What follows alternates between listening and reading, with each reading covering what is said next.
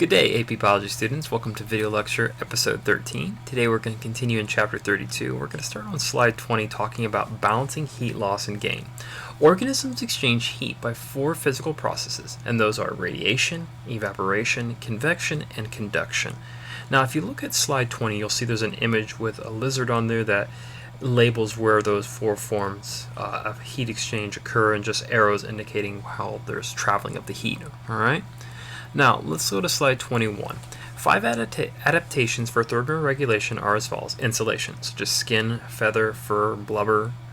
Circulatory adaptations, which, for example, would be countercurrent exchange. Cooling by evaporative heat loss, think sweating.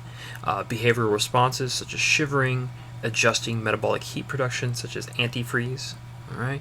Now, if we look at slide 22, we see an image of heat transfer both in warm blood and cold blood, indicated by the Canadian goose and a bottlenose dolphin.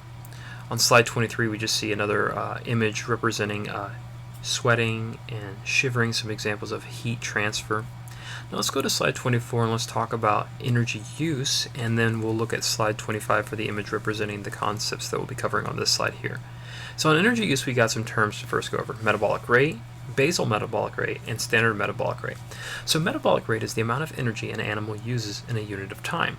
Basal metabolic rate, represented by BMR, is endotherm at rest at a comfortable temperature. Standard metabolic rate, SMR, is an ectotherm at rest at a specific temperature.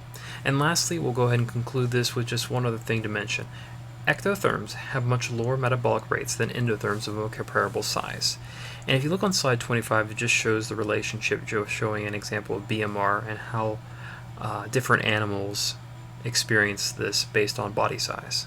Alright, I do hope this lecture has been helpful. If you have any questions, you can leave them in the comments below. Reach out to me. I hope it's been helpful. Have a nice day. Goodbye.